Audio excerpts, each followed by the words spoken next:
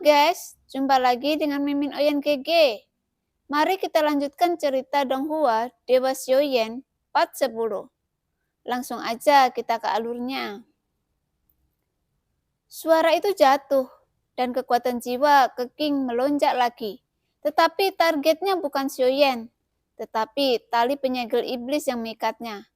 Sepertinya Keking berencana untuk menghapus kebijaksanaan spiritual tali penyegel iblis secara langsung.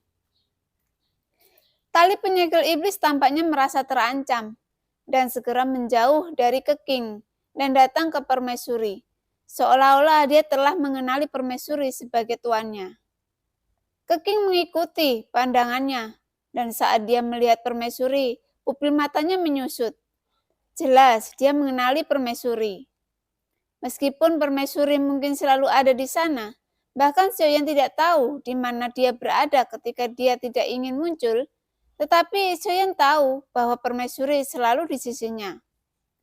Wajah Keking menunjukkan kepanikan, dan kemudian dia ingin melarikan diri ke kejauhan tanpa menoleh. Xiaoyan segera memadatkan sayap dewa bela diri di belakangnya, dan ingin segera berangkat untuk mengejar. 1, 2, 3, duar. Suara Permaisuri tiba-tiba terdengar, dan dia melihat bahwa Keking belum berjalan 100 kaki dari tempat dia berdiri, dan seluruh tubuhnya membengkak dengan cepat dan meledak seperti balon yang pecah. Itu berubah menjadi kabut darah di udara, dan jelas tidak merasakan fluktuasi kekuatan. Seolah-olah Permaisuri membunuh Keking dengan kata-katanya. Ledakan dari kematian Keking membangunkan Loseng dan mereka bertiga. Melihat pemandangan ini, mereka bertiga tercengang.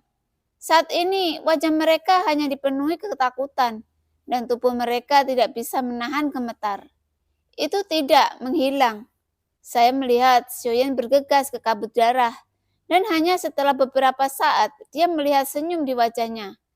Jelas cincin penerimaan Keking tidak hancur oleh ledakan itu.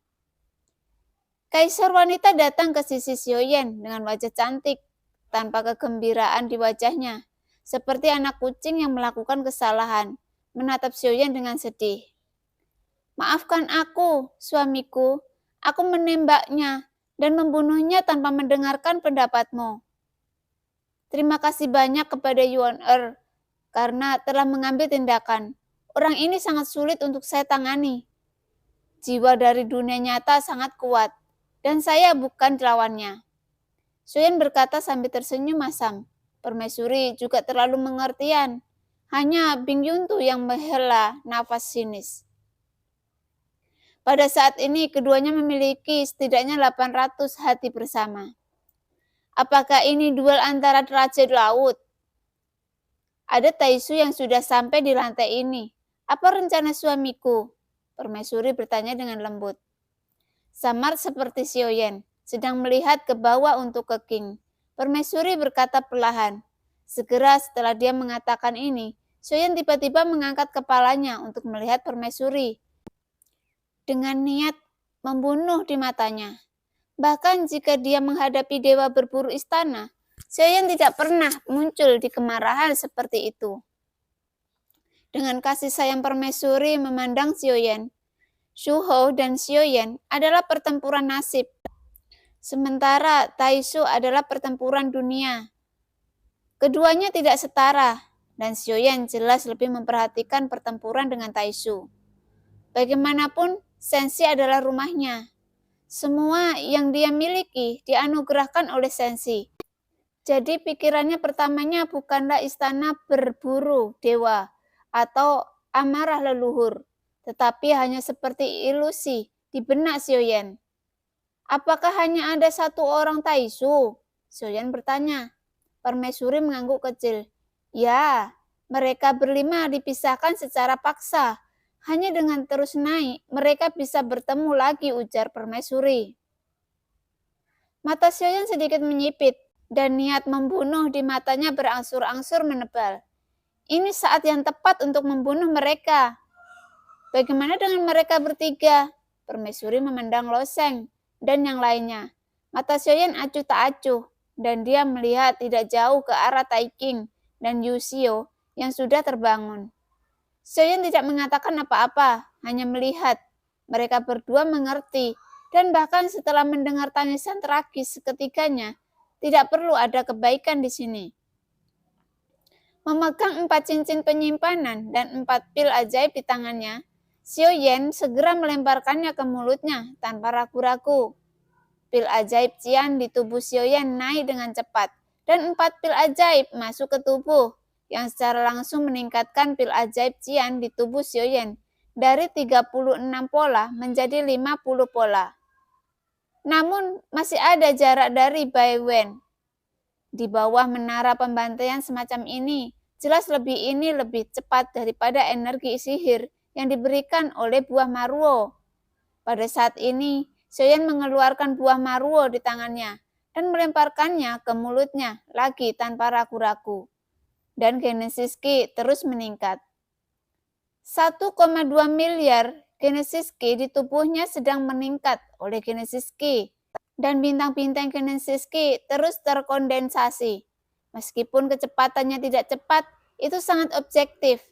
Pada kecepatan ini, Xiaoyan akan dapat menerobos ke 9 dewa pertempuran tahap akhir dalam waktu singkat, namun sedikit terlambat peningkatannya. Setelah Xiaoyan menelan buah Maruo ketiga, Origin Ki di tubuhnya telah menembus hingga 1,3 miliar, tetapi masih belum ada tanda-tanda terobosan. Selain peningkatan Origin Ki, setiap terobosan sebenarnya adalah lautan bintang. Perubahan kualitatif juga terjadi. Belum membuat terobosan, gumam Xiaoyan dengan bingung. Jika 1,3 miliar belum menembus, saya khawatir perlu mencapai 1,5 miliar untuk menerobos ke tahap akhir bintang 9 dewa pertempuran. Xiaoyan tidak terburu-buru, peningkatan kekuatan hanya perlu terjadi secara alami. Sekarang kultivasi dewa ini telah mencapai akhir dari dewa pertempuran. Dia harus bersiap untuk keabadian. Jadi dia tidak boleh terlalu tidak sabar dalam kultivasinya. Tapi Xiaoyan tidak bisa mengendalikan begitu banyak lagi. Sekarang satu-satunya di pikiran Xiaoyan adalah untuk meningkatkan Genesis Ki dengan cara gila untuk meningkatnya. Selama ada kesempatan dan kesempatan, Xiaoyan tidak akan ragu lagi. Pergi, ikuti aku untuk membunuh orang-orang Taishu, gumam Xiaoyan. Taiking dan Yuxiao sama-sama tercengang saat mendengar kata-kata itu. Sebelum mereka sempat berbicara, sosok Xiaoyan telah berubah menjadi pelangi panjang dan menyapu ke kejauhan. Di sisi lain, di lantai 6, pada saat ini sesosok berdiri dengan baju besi merah tua menutupi seluruh tubuh. Dan ada sekitar 7 atau 8 mayat di sekitarnya. Dan ada hati emas di tangannya yang hancur. Olehnya di saat berikutnya, kekuatan keabadian diserap ke dalam baju besi di sepanjang lengan pria itu. Angka ini mengesankan. Ini orang yang dikatakan permaisuri datang ke lantai 6. Jelas setelah mereka masuk ke sini, tujuannya bukan hanya Xiaoyan. Lagi pula serigala memasuki kawanan. Dengan begitu banyak makhluk abadi di depan mereka, mereka tidak bisa tidak untuk membunuh mereka. Lagi pula, semakin banyak makhluk abadi yang mereka bunuh, semakin banyak keabadian yang mereka dapatkan, maka kekuatannya akan lebih kuat. Tempat ini tidak buruk, ada begitu banyak makhluk abadi. Sangat disayangkan bahwa 5 kristal surgawi sudah penuh. Aku tidak tahu hewan mana yang membunuh 893 dan 927. Akan lebih baik jika aku bisa mendapatkan kristal dewa mereka. Sosok Taishu bergumam. Dia masih merasakan bahwa masih ada aura di sekelilingnya. Tapi dia juga menggelengkan kepalanya dan bersiap untuk pergi. Di depannya ada seberkas cahaya menuju ke lantai 7. Dan dia berencana untuk pergi ke lantai yang lebih tinggi. Karena dia telah membunuh banyak keabadian. Dia tidak dapat menyerap lebih banyak kekuatan abadi lagi. Tepat ketika dia hendak pergi, tiba-tiba ada suara derap di belakangnya. Dan bayangan gelap bersiul ke arahnya. Sosok pembangkit tenaga listrik Taishu tiba-tiba mandek menghadapi cahaya hitam yang bersiul dan dia mengangkat lengannya tiba-tiba, dan secara langsung memantulkan cahaya hitam itu dan menghantam tanah di sampingnya. Cahaya hitam ini adalah 8 penguasa berat misterius yang sunyi. Menarik, ini menarik, kumam pria itu. Setelah memasuki menara ini, saya membunuh banyak makhluk abadi. Tetapi saya belum pernah melihat orang yang berani mengambil inisiatif untuk menyerang secara langsung. Pembangkit tenaga listrik Taisu mencibir, dan matanya beralih ke sisi yang jauh. Sosok Xiaoyan mandek, lengannya bergetar, dan 8 penguasa berat misterius yang sunyi terbang kembali ke tangannya dari ujung yang jauh. Matanya yang acuh tak acuh menatap pria kuat Taisu itu.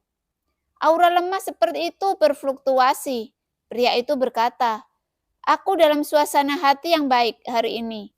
Cepatlah datang, dan aku tidak akan membunuhmu."